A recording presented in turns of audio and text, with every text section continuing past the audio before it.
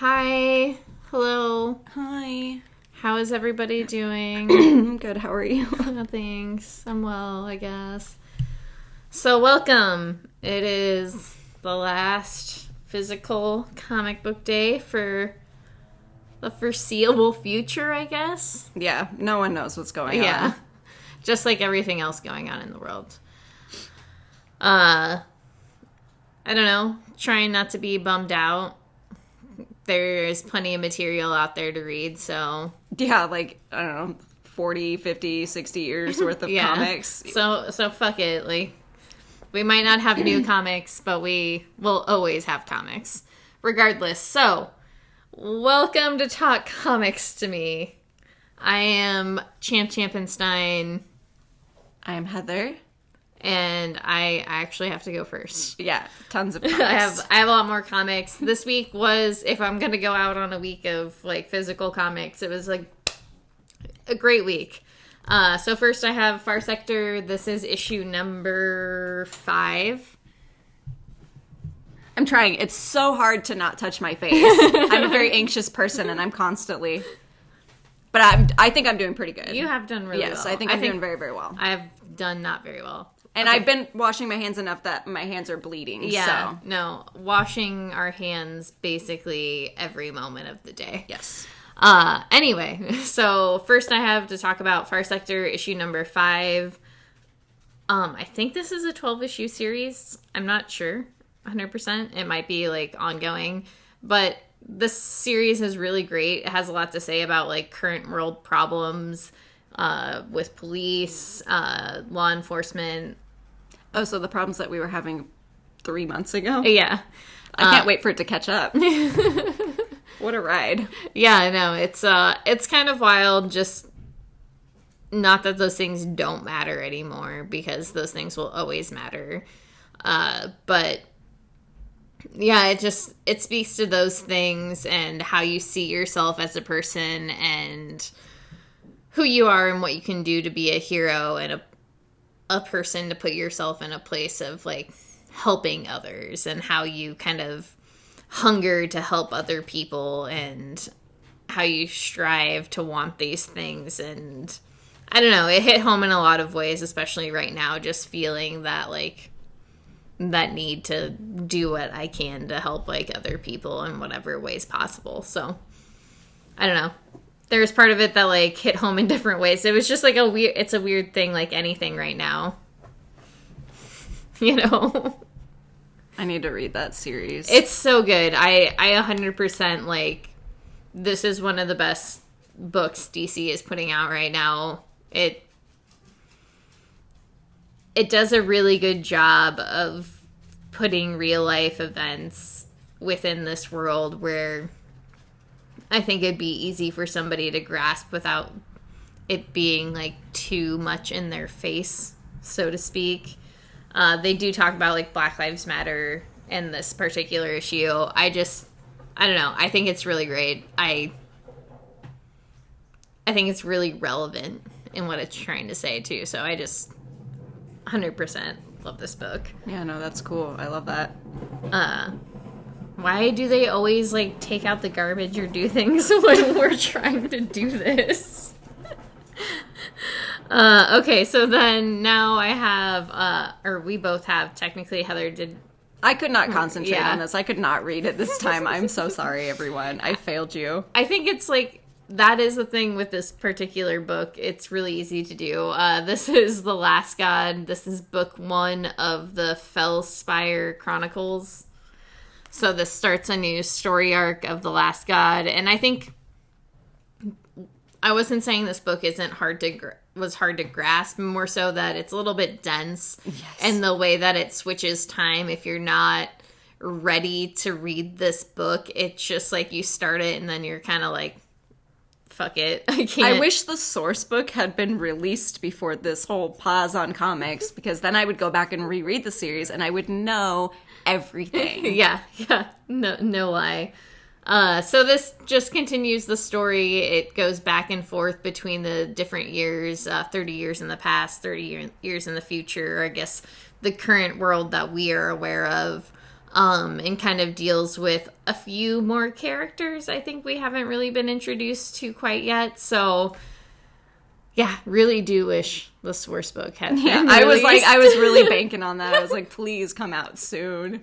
And I was really excited when I saw it in previews. I was like, oh, fuck yes, I need this information more than anything else right now. That was the first thing I wrote down, because I was like, I know I'm going to need that. And then fucking Corona had to fail us all. But this book is really, really great. I highly suggest it, especially if you like fantasy, like very, very deep fantasy sort of things. Oh yeah, and the art. I would say the art very much like balances out with that, because it also has that like deep fantasy, almost like, I don't want to say heavy metal aspect to it, but like, but no, I get what, yeah, you know what I'm saying? It's close. Yeah, that's I just imagine like awesome tapestries or like art on the side of a van when I'm reading this book. Oh my god. Yes. Now I'm never gonna not think of that when I read that book. Oh my god. I'm sorry. No, I love that. But that's like, seriously, every time I'm just like, yes, I just am totally just gonna be into this hair metal right now. Okay, I'm going to talk about another book. Yes. Let me take a sip of this beer, everybody. Aptly called Ghostwriter. I just noticed that. That's pretty sick. One of my favorite beers. It's in this camera frame now. How did this happen? We messed up somewhere. Yeah. Anyway, now I have Batman Curse of the White Knight. This is book 8. This is the last issue of this particular... She told me not to dance, but I won't not dance. Is it Poppy? Probably, yes. So anyway, this is Batman Curse of the White Knight, issue number 8. Number 8. Last one. Really glad it's done. I probably won't. I know that they're trying, well, who knows what's happening, but they were trying to do a whole White Knight, like, imprint and have like a whole world based in the White Knight universe. Batman uses a machine gun. That's sick. In this issue, which made me legitimately laugh out loud. Damn, that was a butt. Yeah, they all have really like intense butts. Is this when he's... Nope, this is when he... I have to go back. I'm sorry, everybody. I just need to show Heather when he's using the gun, because... Is he on top of a car using it? Oh! That is so cool! But it's ridiculous because it's Batman. Oh my god, with this cape blowing in the wind. Oh my god. That's the Batman I need in my life. Nobody needs that Batman. I need it! So yeah, I just... Lots of things happen, and I don't know. I don't know how to describe this book at all. Was it a good ending? I mean, he's got a machine gun. Of course it was good. That was a stupid question. I'm sorry. And normally I would love machine guns and shit like that. I'd normally be, like, all in, because you know me. Yeah. But since it's Batman, I was just like, no, this doesn't make sense. It's a new age. I suppose it was a good ending. It was like Bruce Wayne in the end reveals who he... Oh, I guess I shouldn't like completely ruin it. Yeah, no, don't. But I'm going to read it. That just made me want to read every single Batman book ever. But I mean, in the last issue, he did reveal who he was, and I suppose in the book, I don't know, man. I still can't get over the weird, like, Harley Quinn Batman thing. They kind of, like, they made them friends, but, like, also, like, love each other in, like, a weird way. It's respect. I don't know. I guess it was, like, it would be, like, if you and I were Batman and you were, if I was Batman and you were Harley Quinn. I could see that. But, like, also, Bad choice in men. I can see that, yeah. I'm the man in this situation. Well, I know. You're Batman. I'm the good guy. He got a machine gun, though. It can't be too good. Ho, ho, ho. Okay. We have digressed real hard. We're going to keep talking about comics. Sorry. So this is one we both have. This is No One's Rose. This is issue number 1, and I don't know when we'll get to read any more of this. What'd you think? It was all right. Okay. I did not like it. It was just, I don't really care for it. You know? Like, I just don't have any interest in the story. That's about where I was at, to be honest. Yeah. Read the back. I like the... Oh, I get to read the back. Okay. Centuries after the fall of the Anthropocene. Did I say that right? Anthropocene. The last vestiges... This is my life. Of human civilization are housed in a massive domed city powered by renewable energy known as the Green Zone. Inside lives teenager Gavrillo, a brilliant bioengineer who could rebuild the planet. But there's one problem. Her resentful brother, Saren, is eager to tear down the precarious utopia. To tear the precarious utopia down to its roots. Basically, this girl is really good with plants, and she's trying to rebuild the world, and her brother is doing the exact opposite because he hates this place. He wants it destroyed. Yeah. I don't, like, I have, like, part of me was like, I'm interested, but the other part was very much like, I don't care about anything that's happening. There was one here. Oh, yeah. Bram Stoker. I thought that was pretty fucking funny. There's a map. Oh, my God. There's a map. Everyone knows how much I love maps. I wasn't too into this map, though. But yeah, it's if the next one comes out, it comes out. If not, no big deal. You know? It's okay. I don't really care. I thought the art was pretty cool, though, in some of the scenes especially. I really liked the ending. Mm-hmm. And the art in the end, too, was, like, very interesting. I don't know. Yeah, I feel the same. I have a weird connection with the very bitter brother. I really liked him a lot. Maybe it was just because he was making out with some dude in a tree. Some guy. I was like, that's cool. I like that.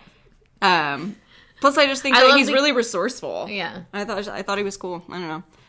I did not. Yeah, I also didn't like. I assume you did not like the main character. I guess the girl. I don't care. You know, I don't dislike her, but I just don't have any feelings for her. I think I just don't like anyone who strictly follows any rules. That makes sense, yeah. Unless it's like rules that are going on right now. In which case you should follow them for the sake of the people around you. Yeah, but like otherwise, you know. Yeah, but she's only following the rules so that she can get higher within the patriarchy. Yeah. It's weird. But okay. Excuse me. Oh, that's a damage. I think this might have been my fault. Okay. I probably bent up my comic. So this is Sex Criminals, issue 28. Is that the sexy cover? It is the sexy cover. You can't really tell. No, it's really pretty, though. Yeah, it is very pretty. Very I like pretty. that. So, Susie has met up with, like, the main bad guy throughout the whole entire series, and within the last story arc, they have been connected in a very intense way. And it's just via dreams, her kind of, like... I thought they were banging. No, just, like, via dreams, and, like, she has met with him, and now they're having this conversation about this machine that he has built that takes all of the energy from all of the people that are like them. And... This is the last story arc, right? Yeah. Like, ever? Yeah. Okay. And guess what? There's a pause on comics. Fuck! Because there's only, like, what, 2 issues left? Like 2-3 issues left. Well, I mean, it's not like you haven't taken a break before. I am so mad about this. Because at this point, too, like, I don't know, they've done such a great job. I'm just like, I want to know what happens. I want to know, like, there is this mystery and element to it. And I care about these people all the same. They're fake, but I care. Damn, that's like Deadly Class, too. I just thought about that. Yeah, no. Everything is paused. It's like just now hitting me. All right. Also, like, I'll get to this, but Death or Glory has one more issue left. My life is a joke. I hate it. Go ahead. Okay, so this one, this is the... love this song. The Cimmerian Queen of the Black Coast. This is just a Conan story. This one, they easily could just, like, not put out any issues and it would make sense. Like, not necessarily make sense, but it ended on a note. This is the death of Ballet and how Conan kind of deals with the aftermath of it. Okay. It's pretty fucking wild. I just want to show you, like, the one scene when he realizes that she's, like, straight up dead. Wow. Yeah, it's brutal. Like, I really like this book just because it is brutal. There's a lot of sexy in it. And then at the end, it does actually have, like, the written story of everything that happens in here. So you get more of an idea of, like, what is supposed to be happening based off of what they had done. So, I don't know. I like this more than I definitely thought I was going to. Yeah. But, I mean, it's super uncensored. It's Conan just being a badass, you know. The usual. I like it. Okay. My back. Comic stretch. Yeah. I've been sleeping on my back. I think that's what's giving me nightmares. Okay, so next we have Once and Future. This just came back, and it's going on another break, so, you know, this is issue number 7. It was only supposed to be 6 originally, but I'm glad that they picked it up. I was really excited to read this issue. This is actually one of the first comics I read last night when I was reading my comics. Yeah, same. I was like, oh, I'm very excited. Like, I got, like, real hyped that it was back, and then I was like, oh, god I'm like, damn I know, it. this is what I was like, oh. Yeah, no, I did the same thing at the end of this. So the end of this ends in, like, a very, I mean, if you love literature in any sort of way, it ends on one of those notes where you'll be, like, very hyped. Oh, because yeah. I did the same thing. I was like, oh, shit! Yeah, no, I was pumped for it, and then I remembered that there's no more coming out for a while. But this pretty much just continues Duncan's whole... He's trying not to talk to his grandma because he's, like, burnt about her not talking. Yeah, like, but telling he's him about everything. trying to be, like, a monster hunter still, and he's not very good at it without her help. And that also continues the first storyline with, like, Galahad and all of them, and, you know, the Once and Future King and all that kind of stuff. And they introduce a new guy in the end. And I want to talk about it so bad, but we'll do it. We'll do it some other time. But since there are no new comics coming out for a little bit, I think this is a book, if you haven't checked it out, the first trade also came out this week for Once and Future with the first 6 issues and plus issue number 7. So if you hit up your local comic book shop, you get it all right now. Sorry, I love Big Clit. Okay, I'm so sorry. This is what this playlist is doing to me. Okay, so next, yes, Once and Future, you definitely do need to check it out. Yeah, that's all I was saying. Yeah. It's just like it's all out there right now. So if you get a chance, like with what time we have, this is one to definitely grab. Oh yeah, I think now would be a really good time to pick up the trade and get started. Because you can read the first story arc as if that's all it is. Yeah, for sure. All right, so next I have Death or Glory. This is issue number 10. Oh, Heather. I'm listening. I know. It's just so distracting. Okay. No, it's no more dancing. No, you sit. You just don't have to sit still. So there's only one more issue till the end, and they're just like fighting as hard as they can, and some of the people who are like the nuns, the people who are on the bad side who are being like kind of controlled by the bad guys, are trying to make choices based on their lives and things that have happened. I don't know. It's just, this is wrapping up everything about this story, and it's a lot. In the last issue, that one made you tear up and stuff. Was that sacrifice? Did it go through? Yeah. It did? Okay. It did, and like... Because I wasn't sure if that was something that like they were just alluding to, or if it did actually happen. But at the same time, it like nothing has been permanent yet, and they haven't made them, like, they haven't gotten to their end goal yet. Okay. And I think that's the thing about Rick Remender, is he's very, very real about his endings. So I'm not 100% expecting them to, like, make it. I'm not expecting Red to get to the place they need to get and for him to get, like, his transplant. I just think that it's hard to, I don't know, without the last issue. And right. This is just, like, me speculating. I just think it's, like, more to deal with, like, Glory and how she's going to end up taking all of this. And, you know, in the end, maybe they do end up saving him, but I don't think that's, like, the most realistic option. Okay.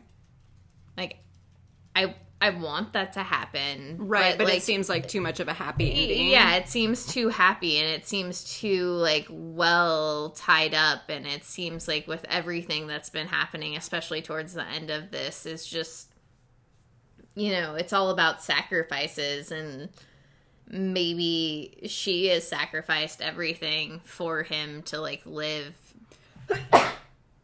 Bless you. Thank you. Mega keeps walking by.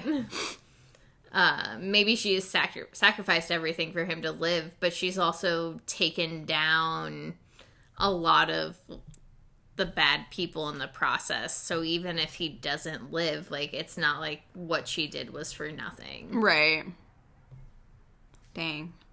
So, you know, like, it's just like that balance of, like, a story, like, and that is honestly just me, like, once again speculating on what I think is gonna happen.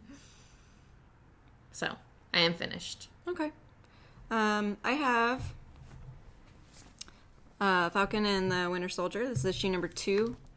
I think it was supposed to be like 4 or 5. I can't remember. The series is really silly and I love it. This is just Falcon and Winter Soldier dealing with a bunch of people who are trying to kill them in order to be initiated into Hydra. Is the cat still in there? No, thankfully. But there is, like, a really funny scene they discover. And, like, in the last issue I had mentioned, they get their ass kicked by a kid. And so they're trying to figure out who this kid is and, like, where he came from and stuff. And so they get on this, like, train because the train has, like, intel to where, like, Hydra's supposed to be going or who initially set up the original, like, massacre in the office building that I had told you about. So they get on this train, and then in this train car, people are, like, kicking their ass, and they're like, well, there's fucking 8 more train cars. Is it going to be like this through all of them? And it is. Every single one, yeah. It is hilarious. But then they meet up with Zemo, who was apparently killed by the Punisher. He was not killed by the Punisher. Hold on. I'll be back. Should I keep talking? You can keep talking. Okay, he was not killed by the Punisher. He is working to take out another head honcho from becoming the head of Hydra, essentially. So he's trying to get Bucky and Sam to team up with him to take out this other guy. And the fact that they, you know, have to work with the bad guy is not chill with them, but they really don't have any other choice at the moment because that is what's going to help them. Another funny part that I wanted to show you, that's basically all the issue is about, and I don't know what else is going to happen, clearly. But Bucky has a gun, and Sam's like, you can't just shoot everything and, like, expect it to work out for you. And Zemo's like, you know, I have these... I have more guns. Well, he's like, I have, you know, a button that I can push that will just end it all for you. And so Bucky's like, bam, bam, bam. And he shoots that, and he goes, unfortunately for you, it wasn't that button. And they just, like, stare at each other, and it's really funny. The relationship between them is fucking ridiculous. I love how much they kind of just, like, don't like each other, but that they have to work together. And they both have different ways of dealing with things. Falcon flies Bucky to the train at one point and says, if it's any consolation, your hands were gentle. Because his arms fucking hurt from carrying that huge fucking arm that Bucky has. Yeah, it's really silly, and I actually really enjoy it. And I am sad that I can't read anymore. Such is life. Okay, so next we both have... Tomorrow. This is issue 2 of 5. And this just continues Oscar's quest to get to his sister in Los Angeles. It also deals with the other groups of people who are kind of living in this nightmare and how they are all dealing with it. there's also the Russian, like, hacker who started. Yeah, he's part of the reason, like, everything that's going on. He wrote the programming for everything. Yes, so he has been freed from his prison to try to help contain the situation. Yeah, it's, I like how this comic is set up a lot. I do too. I really enjoy it. I like majority of the characters too, because they seem real. Like, not one of them really knows what they're doing. Mm-hmm. And I really enjoy that, because no one would know what to do in that sort of situation. In those movies where people are just like, well, this is what's up. It's like, no, that's not how you would react. Yeah, yeah. And I think it's also one of those things where they're also trying to, like, maintain some sort of, like, normalcy. Like, even the main character, who is a little bit, like, he's on the spectrum. Mm-hmm. He's trying to, like, do this thing that, like, helps him, like, maintain regular life. But it also, like, shows what has happened once, like, society has collapsed. Basically, kids are just fucking crazy. Yeah. Can't trust any of them. It is basically a different Lord of the Flies. Mm-hmm. So, yeah, enjoyable all the same. Art's really great. The story is, like, very engaging, regardless of, like, the familiarity of it. Mm-hmm. Yeah. It's great. So then I have on the stump, this is issue number 2. I did not enjoy this issue as much as, like, issue number 1. Sucks. Yeah, I just feel like the cohesiveness between the 2 issues was a little bit rough. You couldn't, like... And maybe that's just because I'm reading so much stuff, too. It could be. So maybe that could be, like, my fault more than the book itself. Because I just felt like it kind of jumped into a part, kind of into the middle of everything. But it just explained all of the politics of everything and, like, where everybody stands and who's kind of sided with who and what is to happen from there. Less wrestling things, though. Okay. Less violence. Is that what made it less enjoyable? No, I just think that it was more so, like, the idea that it, like I said, it felt, like, less cohesive. Okay. It felt less like a second issue. Like, it felt less like a continuance and more of a just, like... A jump? A jump, Okay. Yeah. And, I mean, like I said, it could be because I've been reading so much and, like, it's been, a month, so... Maybe I've missed. Right. Maybe go back and read it and try it again. You okay, dog? I'm just burping. Okay, so next and I'm the one who's been drinking beers. I know. I haven't even eaten anything today. That's probably what it is. My stomach's like, what the fuck are you doing? Anyway, so this is Folklords. This is issue 5. It could be the last issue. We don't know for sure. I'm going to let you talk about it because I don't understand. Okay, so I was in a weird spot when I was reading it, apparently. Okay, so basically what happens is they find the Folklord, who is John Ronald. John Ronald has created all of the characters of the world within what Ansel, like, lives. Okay. Ansel is this, like, irregularity. Like, John Ansel talks about how he would never make something so, like, mundane almost. Like, something so, like, angsty and, like, complainy. He would never make a character like Ansel. And so in the end, a lot of things happen. But basically you find out that there are many Folklords. Okay. And that, like... Who writes stories? Okay, this all makes sense now. So, like, this was only one of the Folklords, and somebody from Ansel's past has been helping him throughout this whole time.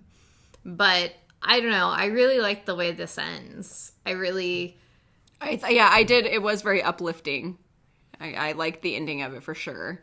And I have loved this entire series, but once again, this really weirdly ties into the Bang series, but they're 2 different publishers, so I don't... Are they? Aren't they? I think so. But, like... No, I think they're both Boom. I can't. Okay, hold on. Look it up. Time out.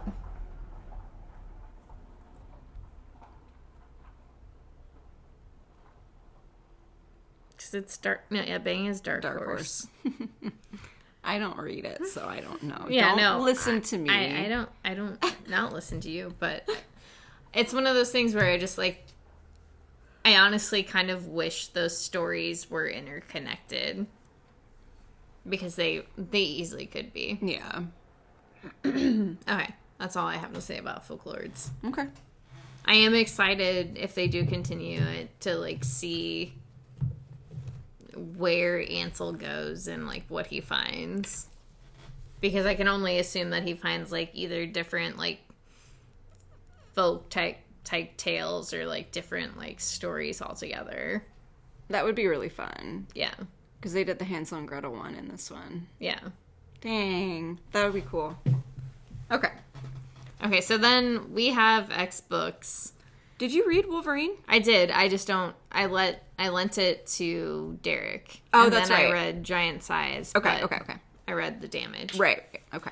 This makes sense. So it's gonna be a wild time. We have Hellions. This is issue number 1. I made Heather read it. I enjoyed it. I liked it a lot. I liked it a lot.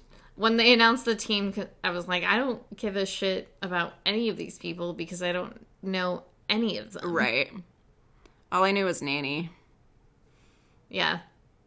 I knew Havoc. And, and Psylocke. I knew of them. I've just never really read anything. And I mean, like, I guess, with yeah. No, we've known of all of them. Yeah. But it's just, I don't know. I think it's going to be interesting. I think I like the dynamic they set up and like what they might do with it. Right. It's basically a group of damaged mutants who are given to Mr. Sinister to be rehabilitated, kind of, in a sense.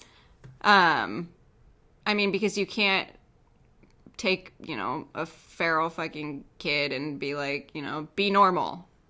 You have to have someone who has had the damage and help you through it. Yeah. So that's what the point of it is.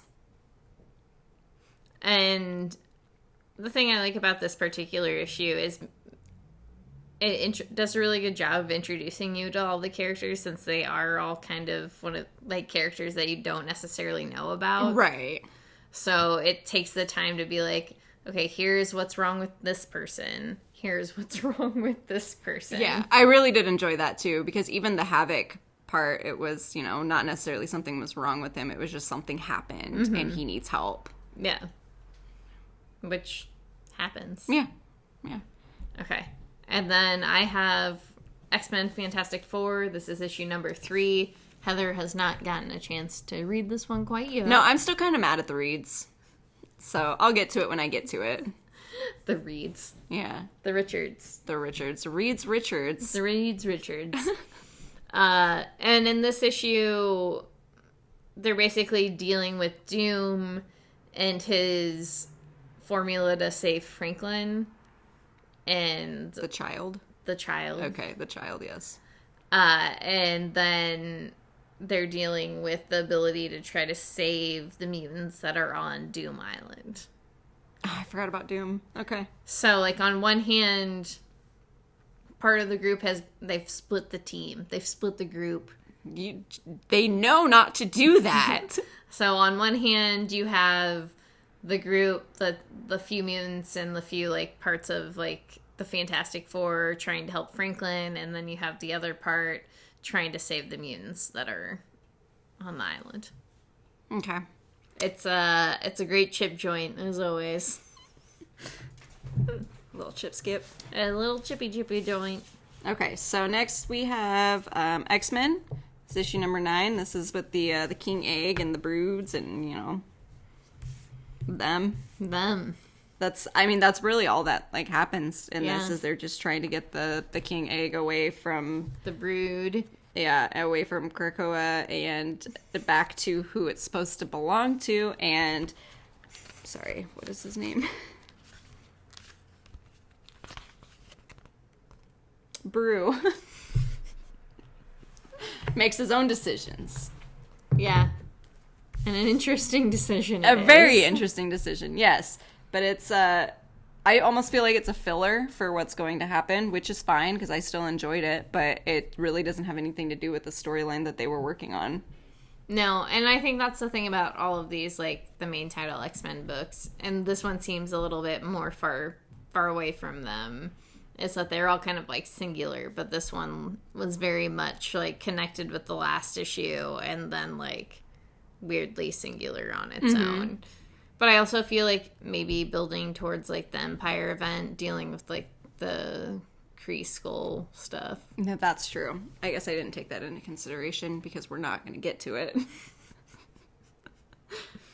All right, dog. But I got the one thing out of this that I've been waiting for. It's a giant-size X-Men Nightcrawler.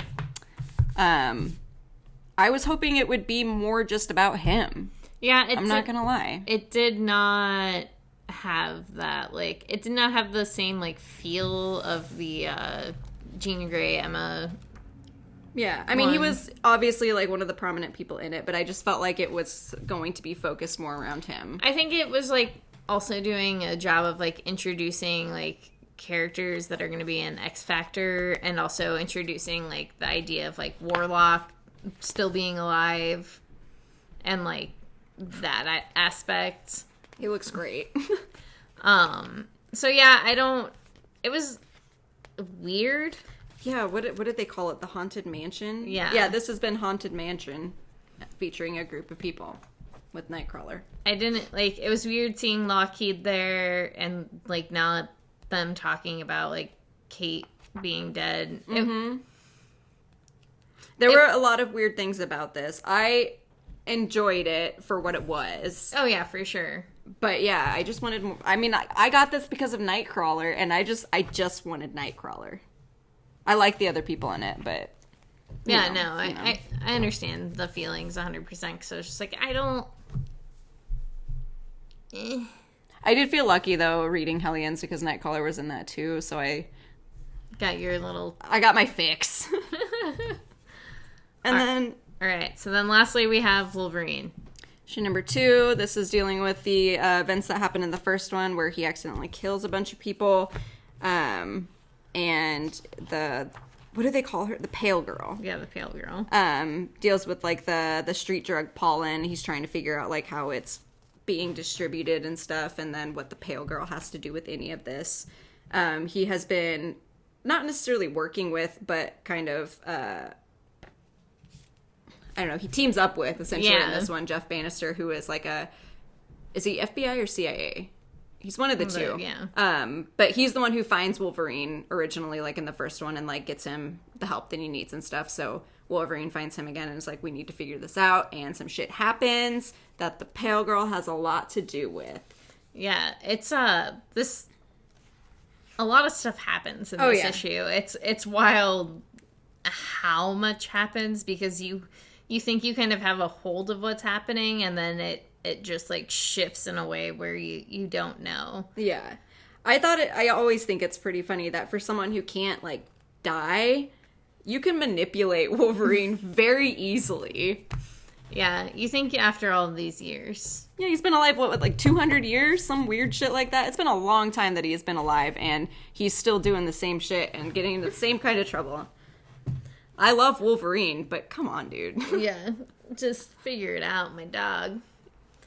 All right. But it's enjoyable still. I really liked it. And once comics... Maybe we'll get the 3rd issue at some point in our lives.